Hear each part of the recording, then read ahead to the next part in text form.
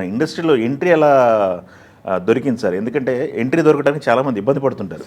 అవునండి. యాక్చువల్గా ఏంటంటే అండి, నా లైఫ్ స్టైల్లోనే అంటే నేను నేను చూస్తుంటే మొహమాటస్తుల్లా కనపడుతుంటారు మీరు అంటే ఎక్కువ. నేను చాలా ఇంట్రోవర్ట్ యాక్చువల్గా.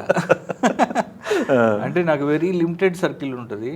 లిమిటెడ్ సర్కిల్లో కూడా అంటే చాలా ఇంట్రోవర్ట్ నేను. తక్కువ అంటే కొంతమంది అనుకుంటారు మామూలుగా గోపి నేను తక్కువ మాట్లాడతానండి. దానివల్ల కొంతమంది పొగరేమో అనుకుంటారు. ఏంటి మాట్లాడేంటి యాటిట్యూడ్ అండి. యాటిట్యూడ్ కాదు, మొహమాటం అది. మొహమాటం, ఇంట్రోవర్ట్ అవటం. సో నాకు బాగా గుర్తు చిరంజీవి గారితో నేను అందరివాడు సినిమా అసోసియేట్గా వర్క్ చేస్తున్నప్పుడు ఒకరోజు చిరంజీవి గారు నన్ను పిలిచి చెప్పారు,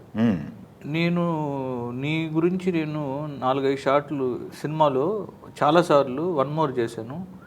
నీకు నచ్చకపోతే నువ్వు ఎక్స్ప్రెషన్ దూరంగా నుంచొని అలా ఉండేవాడు, నచ్చితే ఏమో చిన్న సాటిస్ఫాక్షన్ ఉండేది.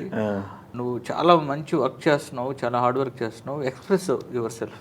నీకు నచ్చలేదని చెప్పు, నచ్చిందని చెప్పు, వచ్చి చెప్పు. ఇప్పుడు నేను ఎత్తుక్కొని నేను చూసి చేయటం కాదు అని ఆయన ఒకరోజు లాస్ట్ డే ఆఫ్ షూటింగ్లో పిలిచి మేకప్ రూమ్లో పిలిచి చెప్పారు. ఓకే, నీలో టాలెంట్ ఉంది అని నీకు తెలుసు, జనానికి ఎలా తెలుస్తుంది?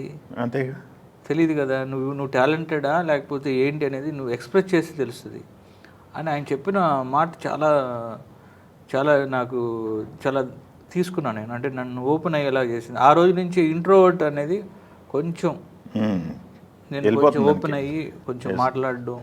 తర్వాత ఇమ్మీడియట్గా స్టాలిన్ అనే సినిమా చేయటం అలా చిరంజీవి గారితో, తమిళ్ డైరెక్టర్ ఆయన మురుగదాస్ గారితో. నేనేమైతే అనుకునేవాడినో అది ఎక్స్ప్రెస్ చేసేవాడిని స్క్రిప్ట్ స్టేజ్లో కానీ లేకపోతే షూటింగ్ స్టేజ్లో కానీ.